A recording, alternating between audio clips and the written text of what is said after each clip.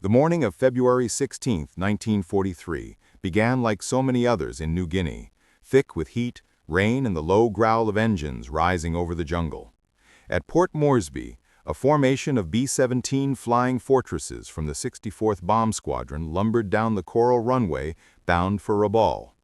Their orders were simple and suicidal. Hit the Japanese port, cripple the supply lines feeding the enemy's bases at Kavieng and Leh, and get back alive if luck allowed. They knew Rabaul's anti-aircraft guns would already be awake, their black puffs of flak blooming over Simpson Harbor like poisonous flowers.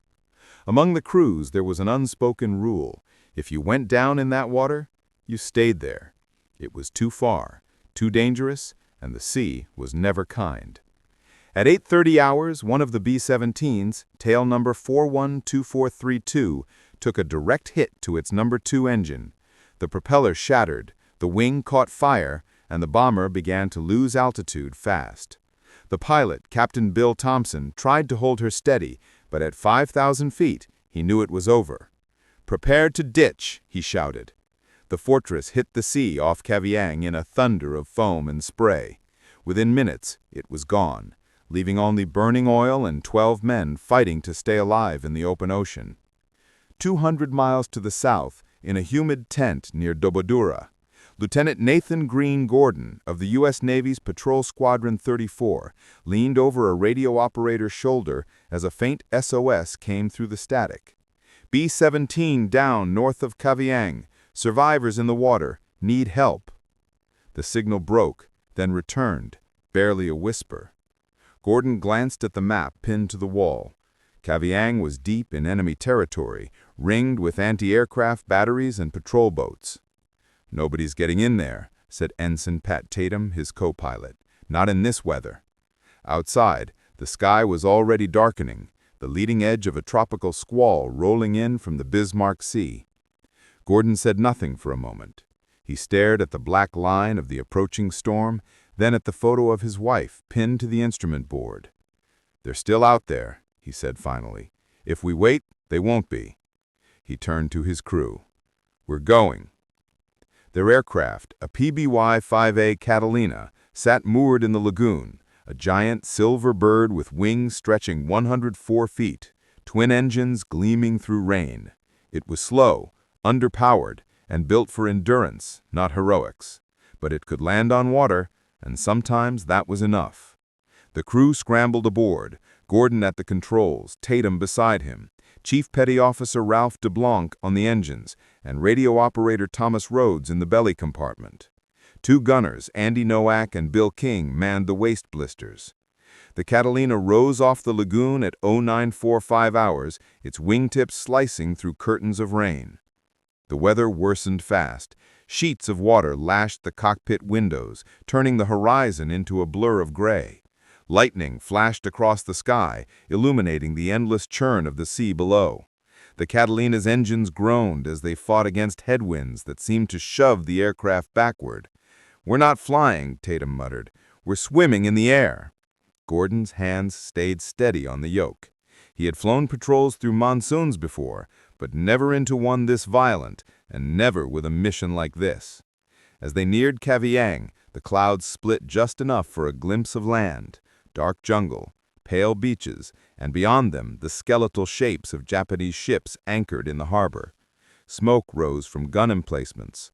Gordon knew that any attempt to land here would draw fire immediately, but he also knew that somewhere beyond those reefs, men were dying. At 11:20 hours, DeBlanc spotted something through the rain, an orange life raft tossing between waves, then another, then a body. Gordon banked hard, circling low. He could see movement, hands waving weakly. "Survivors, 11 of them." "They're alive," Rhodes shouted from the blister. "God, they're still alive!" The sea was chaos, whitecaps slamming like walls, swells cresting over 3 meters high. Landing a Catalina in those conditions was nearly suicidal. Even in calm water, the impact could tear off the plane's wing floats or crack its hull. In this storm, it could break apart entirely. Tatum shook his head. "We can't land, Skipper. Not here, not now." Gordon's jaw tightened. "They'll drown if we don't. And if we do, then we drown with him." He leveled the wings, lined up into the wind, and began his descent. "Strap in." The Catalina roared downward through the rain. Spray exploded across the nose as the hull struck the first wave. The entire aircraft jolted as if hitting concrete, bounced skyward, then slammed down again. The second impact nearly wrenched the controls from Gordon's hands. A seam split along the forward hatch, flooding the bilge, but somehow the plane stayed upright, rocking violently on the crests. "She's holding!" DeBlanc shouted. Gordon didn't answer. He was already out of his seat, wading through ankle-deep water to open the side hatch. Outside, the sea screamed against the metal skin. Through the spray, he saw the first survivor clinging to a raft. The man's face was blistered with salt burns, his eyes wide with disbelief. A rope was thrown, arms pulled, hands grabbed. One by one, the airmen were dragged aboard, half-conscious, bleeding, and soaked. Each rescue took minutes that felt like hours. From the north, tracer rounds began stitching across the water. Japanese gunners from Kavieng had spotted them. "We've got company," Nowak yelled, swinging his .50 caliber toward the shoreline. But the sea made aiming impossible. Every shot vanished into the storm. Inside, Gordon counted heads. 9 survivors so far. "That's all we can take," Tatum shouted over the noise. Gordon looked out through the rain. Farther out, another raft drifted between the swells. More men. He turned to his crew. "We're not leaving them." The radio crackled. "Nathan, if we stay any longer, we're not getting off this water."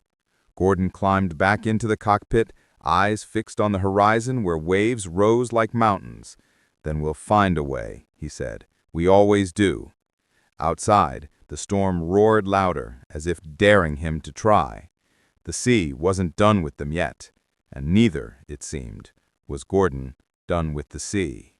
The Catalina rocked violently on the open ocean, its silver fuselage shuddering as waves crashed against the hull. Salt spray blew through the open hatch, stinging the faces of the crew as they hauled one soaked, trembling airman after another aboard. Lieutenant Nathan Gordon barely noticed the noise anymore. The roar of the wind had become a steady wall of sound in his skull. Every motion was deliberate, methodical, survival reduced to repetition. Pull, grab, lift, drag. The sea fought them for every body. Inside the cramped interior, the rescued B-17 men lay sprawled on the deck, pale and bleeding. One clutched a broken arm splinted crudely with a seat frame. Another's face was caked in oil, his flight suit shredded by shrapnel. Chief Petty Officer Ralph DeBlanc, the engineer, moved from man to man, checking pulses and tightening bandages torn from his own undershirt. "That's 9, shouted Ensign Pat Tatum, glancing back from the cockpit. 9 souls! We're overweight already!" Gordon didn't look up. "There are more." He climbed into the pilot seat and scanned the horizon through rain-smeared glass. The sea was alive, rolling, heaving, merciless. Between the troughs of water, he could see flashes of orange, another life raft, half submerged, drifting away from them. "There," he said, pointing. 11 o'clock. "We can't maneuver in this," Tatum protested. "She'll broach if we turn broadside." "Then we don't turn," Gordon said calmly. He shoved the throttle forward. The Catalina's twin engines roared, straining against the weight of the storm. The flying boat crawled over the swells, engines coughing as spray filled the intakes. The motion felt wrong, a lumbering beast dragging itself through a graveyard of waves. Every few seconds, the hull slammed down with a gut-punch thud that shook bolts loose from the panels. "Easy, easy," Tatum muttered, gripping the controls. They reached the second raft 10 minutes later. The waves had scattered the survivors far apart. Each minute they drifted farther into the storm. One of the men in the raft was waving frantically, his voice barely audible over the wind. "Help! For God's sake, help us!" Gordon's voice stayed steady. "Rope ready." The crew heaved the line out, missing twice before it finally caught. Two of the B-17 crew tried to climb the rope, but their hands were numb, slick with oil and salt. Without hesitation, Gordon unbuckled his harness and crawled forward onto the bow, clutching the handrail as spray blasted him in the face. "Hold her steady," he yelled to Tatum. The next wave lifted the Catalina like a toy, then slammed it down. Gordon grabbed the first man by his flight vest and hauled him up by sheer force. The second man lost his grip and disappeared beneath the surface. Gordon dove an arm into the water, felt fabric, and pulled. For a long, impossible moment, the sea refused to let go. Then the man came free, gasping like a newborn. They collapsed together on the slick metal, panting. Gordon turned his head toward the cockpit. "That makes 11. From the shoreline came another flash, tracer fire again, thin and red against the gray sky. The Japanese gunners at Kavieng had adjusted their aim. Shells burst in the water less than 100 yards away, each impact throwing fountains of white spray around the Catalina. "They've got us bracketed," shouted Bill King, the starboard gunner. "Ignore it," Gordon said. "We're not staying." Inside, the aircraft groaned under the new weight. The bilge pump struggled against the water seeping through the hull seams. DeBlanc shouted over the noise, "We're taking on too much, Skipper. She won't lift off like this." "We're not leaving anyone behind." Gordon's voice was quiet, but final. Out beyond the reef, two more orange shapes bobbed in the distance, the last of the B-17 crew. They were nearly 2 miles away, beyond the protective line of coral that was breaking the worst of the surf. To reach them, Gordon would have to taxi through the open sea, where the swells towered higher than the Catalina's wings. "It's suicide," Tatum said flatly. Gordon didn't argue. He pushed the throttles forward. The engines bellowed, straining against the waves. The Catalina climbed each wall of water, crashed down into the next, the hull shuddering so hard it seemed ready to split apart. Inside, the rescued airmen prayed, or vomited, or clung to whatever they could find. Then, through the gray mist, Gordon saw them. Two men clinging to an overturned raft, one barely conscious. "Get the ladder ready," he shouted. The Catalina crawled forward, slewing sideways in the surf. "Skipper, if we stay broadside—" "We won't."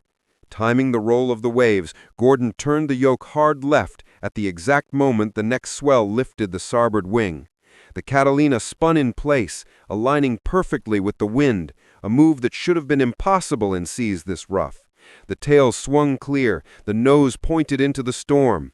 "Now!" Gordon yelled. The crew tossed lines, pulled, strained, and dragged the final 2 survivors aboard. 15 men in total, 15 lives crammed into a plane designed to carry 9. The Catalina wallowed low in the water, its nose barely above the surface. Every gust of wind threatened to swamp it. "We can't take off like this," Tatum said, shaking his head. "We're dead weight." Gordon wiped salt water from his face. "Then we make her lighter."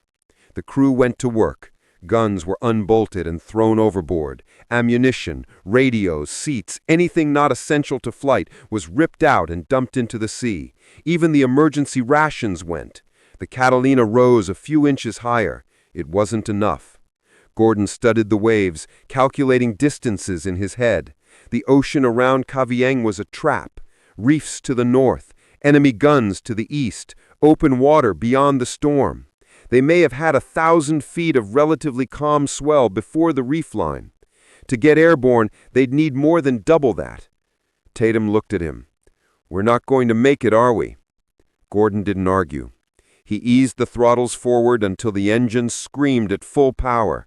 The Catalina shuddered, struggling to break free from the water. Waves slapped against the hull, dragging it back each time. "Come on, you bastard," Gordon whispered. The engines howled. Spray rose in twin curtains from the wingtips. The nose lifted, an inch, then a foot. The hull slammed down again, and the whole plane lurched.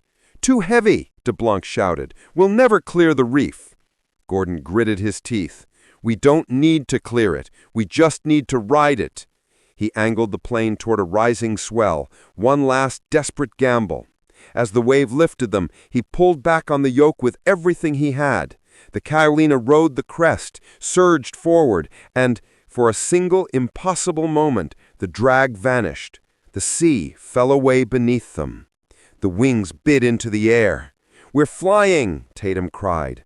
"Not yet," Gordon said.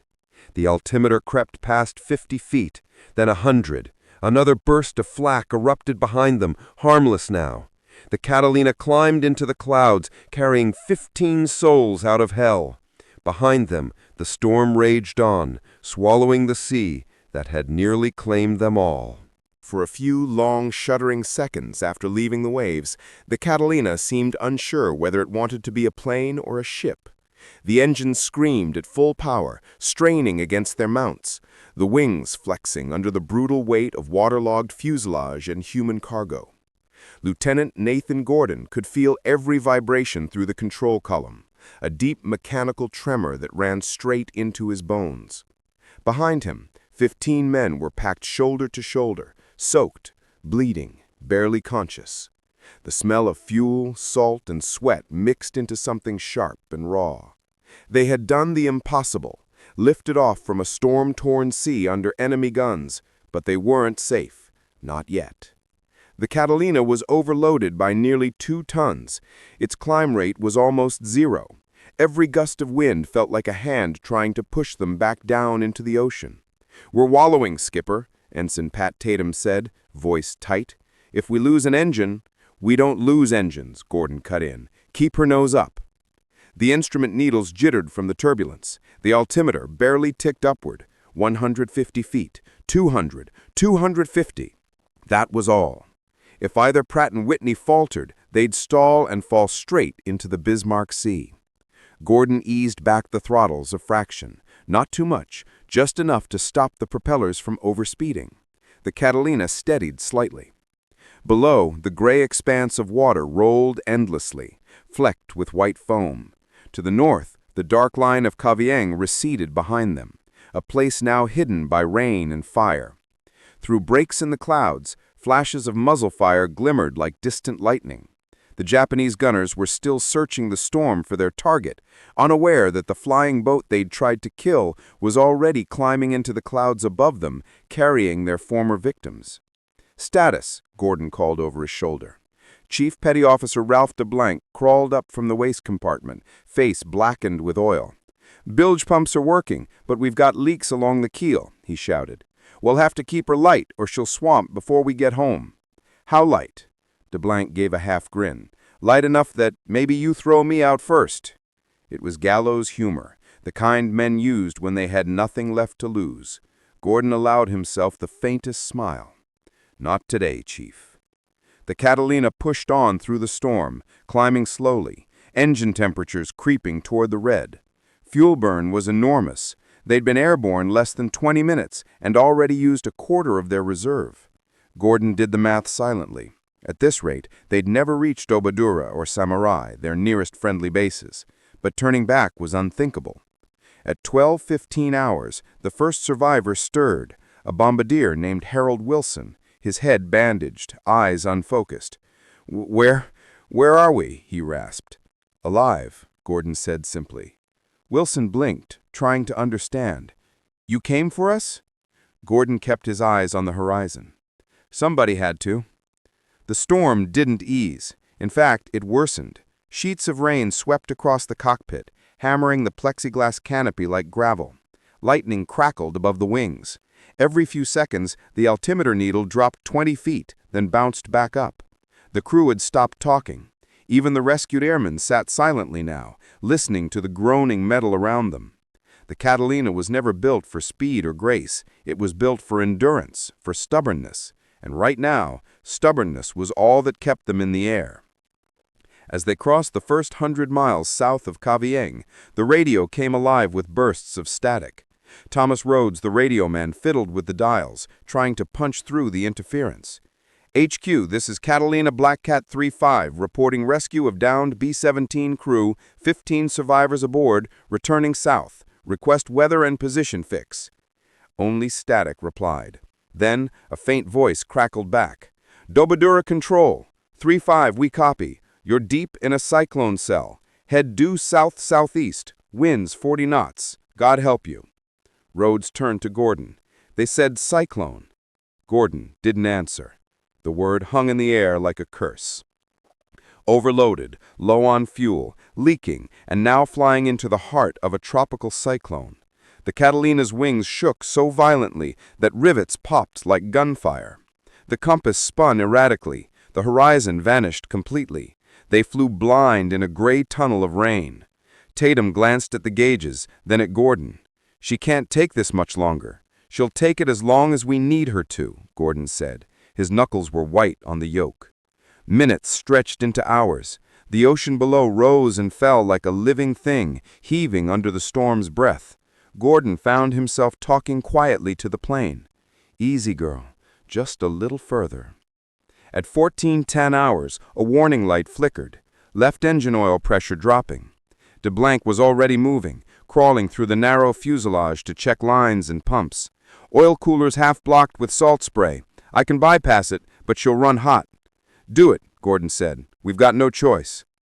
The temperature gauge climbed into the red. The smell of burning oil filled the cockpit. The left engine sputtered, coughed, and steadied again. Rhodes finally broke through the radio static. "Samurai Air Station acknowledges. Sending beacon pulse. They're clearing an area." "How far?" 200 miles. 200 miles. At their current speed, a pathetic 100 knots, it might as well have been the moon. The survivors were slipping into shock again. The medkit was nearly empty. DeBlanc had given the last of the morphine to the B-17's navigator, whose leg was shattered. Gordon ordered the crew to wrap the men in parachutes for warmth. The Catalina's cabin reeked of salt water and gasoline. Then, just as hope began to fade, the clouds ahead lightened. Patches of blue broke through the storm. Rhodes checked the compass, then looked out the window. "We're through! We're through the cell!" The sea below had calmed slightly, though heavy swells still rolled east to west. Through the haze, faint outlines of land appeared. The south tip of New Guinea. Home was close now, maybe another hour's flight. Gordon let out a long breath he didn't know he'd been holding. "Hold together," he murmured to the Catalina. "Just hold together." But the ocean had one last test. At 15:30 hours, as they neared the coast, another squall rose behind them, black clouds rolling over the horizon, closing fast. The sun was setting, turning the storm into a wall of molten gray. Rhodes tried to raise the base again, but got nothing. Static swallowed his words. "We're out of fuel," Tatum warned. 10 minutes, maybe 15. Gordon nodded. "Then we'll make those 10 minutes count." He trimmed the plane for descent, scanning the waves below. They were still too rough for a safe water landing, but smoother than anything near Kavieng had been. The coastline was somewhere ahead, hidden in rain. Tatum leaned closer. "You think we'll make land?" Gordon's eyes stayed on the instruments. "We'll make something." The Catalina descended slowly, engines laboring, wings trembling under the weight of salt water and exhaustion. The men inside were silent. The ocean waited below, its surface dark and glassy now, like a mirror that could break at any moment. For the second time that day, Gordon would have to gamble his life and everyone else's on a landing the books said was impossible.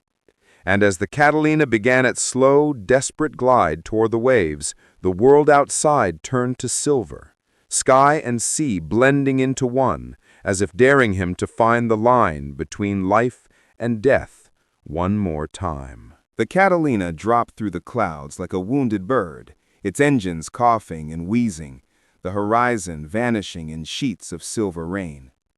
Lieutenant Nathan Gordon could barely see the sea below, just a shifting blur of gray and white. His altimeter read 300 feet. Fuel gauges trembled on empty.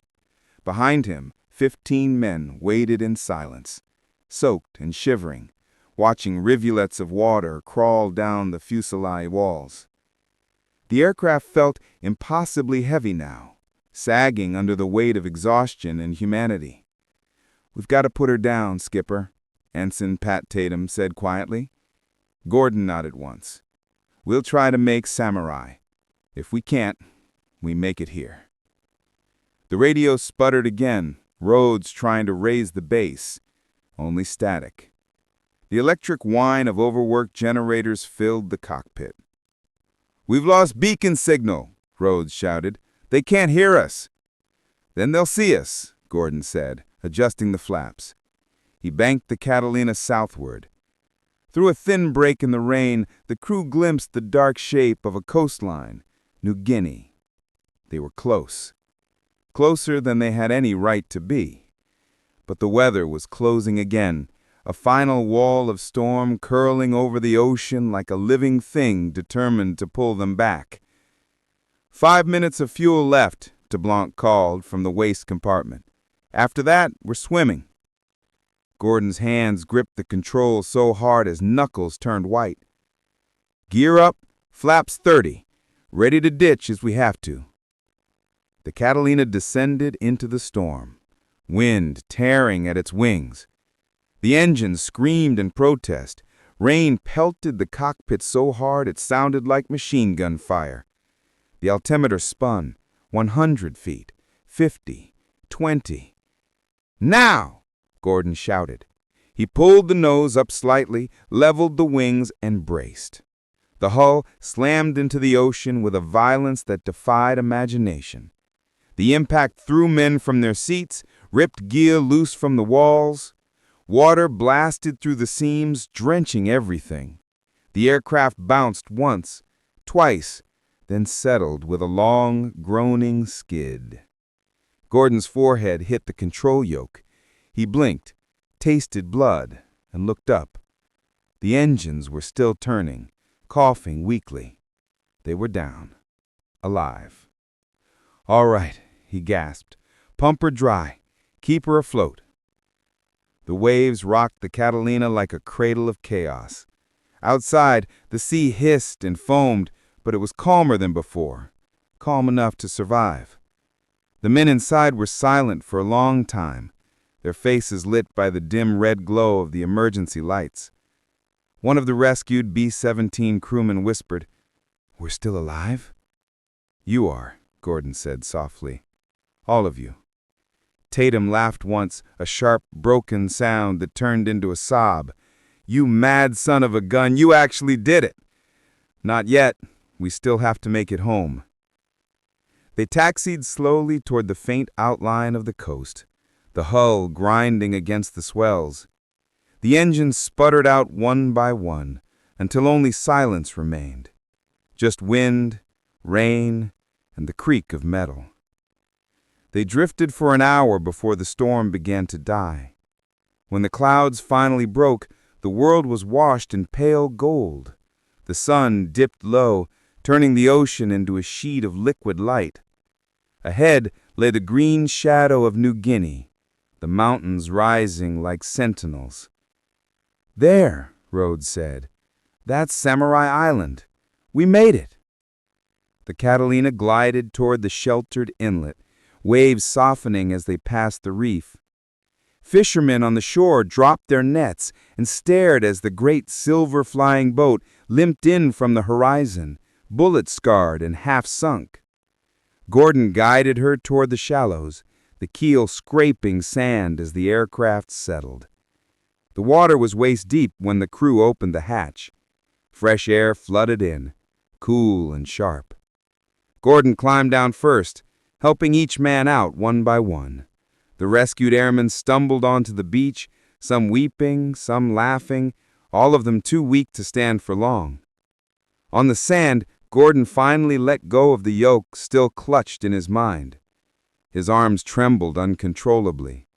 He looked back at the Catalina. The plane floated low, her nose dented, paint scorched, but still whole. She had carried them farther than reason allowed. The blank waded up beside him, coughing seawater. 15 souls, Skipper," he said, voice hoarse. "Every damn one."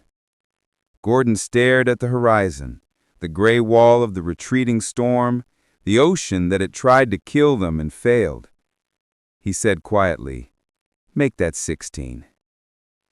They built fires that night along the beach to signal the search planes. By dawn, rescue boats arrived from Samurai. When the medics came on board, they counted every man, No fatalities, no missing.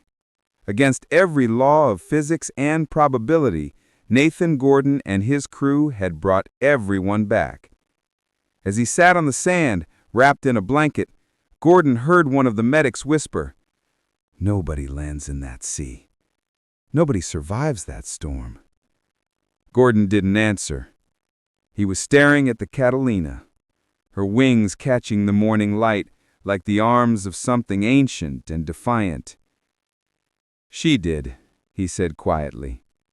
"We did." And as the tide crept in, washing over the sand, the last traces of the storm faded away, leaving only the sound of waves, the murmur of men alive against all odds, and the shape of a flying boat resting where sky and sea had finally agreed to let her rest. The official report, written the next morning at Samurai Air Station, was clinical, stripped of everything that made the day miraculous.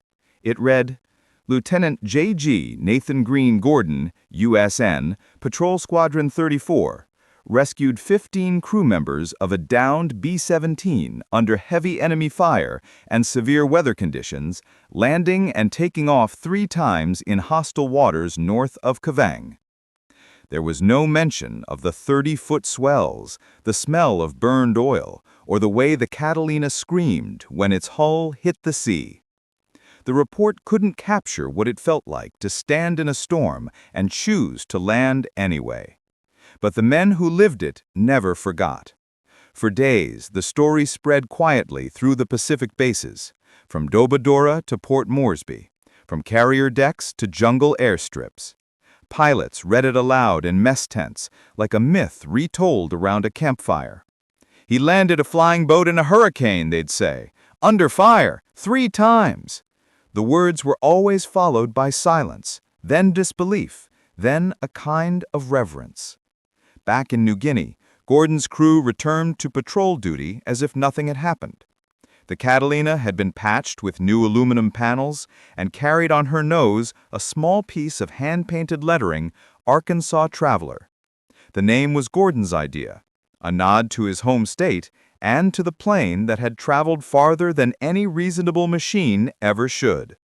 Months later, word came down through command channels that Gordon was being recommended for the Medal of Honor, the first ever awarded to a Navy patrol plane pilot in the Pacific. His men didn't talk about it. They didn't need to. They'd seen the medal's worth out on the sea.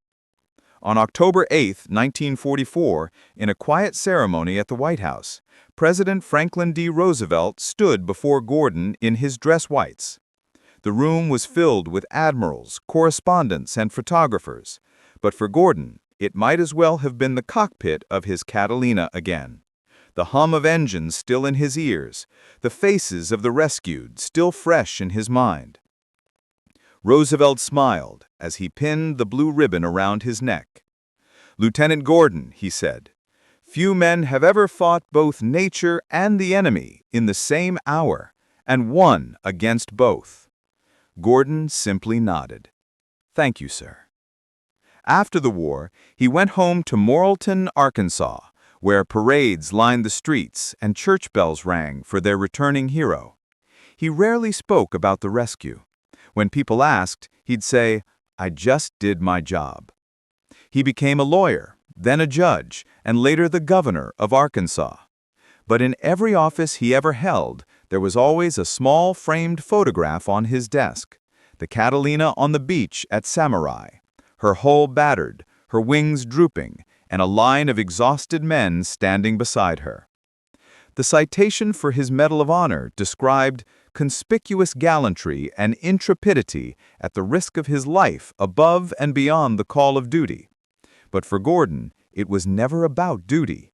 It was about choice, a decision made in the heart of a storm, when orders said wait and conscience said go. His crew received the Navy crosses they deserved.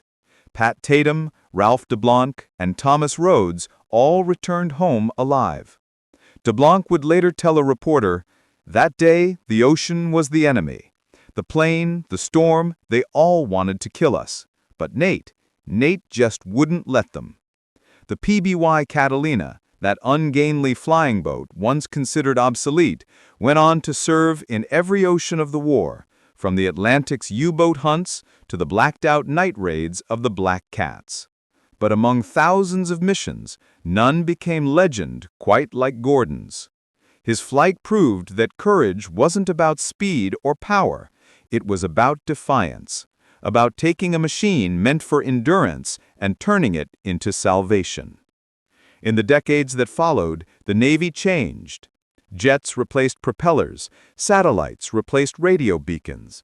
But in every training manual, under the section titled Sea Landings in Heavy Weather, one example remained etched in ink.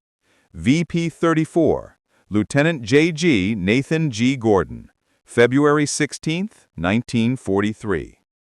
In 1975, at the dedication of the Arkansas Air Museum, Gordon stood beside a restored PBY-5A, not his, but one that bore the same markings. He was older now, slower, his hair gone gray. A reporter asked him what he remembered most. Gordon looked up at the wings, still gleaming in the sunlight, and said, "The noise, the way the wind howled, and the faces. When we finally lifted off, that's when I knew it wasn't luck. It was something else." He tapped the aluminum skin of the plane, his hand trembling slightly. You don't win against the sea. You just ask it for mercy and hope it listens. The crowd was silent. Somewhere in the distance, the faint hum of engines echoed. An air show flyover, 3 vintage planes cutting across the sky. Gordon smiled faintly. "There she is," he said, almost to himself, "the traveler."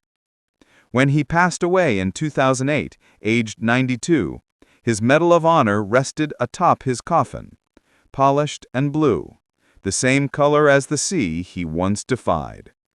Today, in the Naval Aviation Museum in Pensacola, Florida, his photograph still hangs beside a section of PBY Hall marked with salt stains and bullet holes. The plaque beneath it reads, "In memory of Lieutenant Nathan Green Gordon, USN, who landed in a hurricane under enemy fire to save 15 men, February 16, 1943, so that others might live." Outside, the Florida sky is bright and cloudless, but if you stand long enough in that quiet hall, you can almost hear it, the distant roar of waves, the thunder of engines, and the heartbeat of a flying boat lifting from the storm, carrying 15 souls toward the fragile, luminous edge of dawn.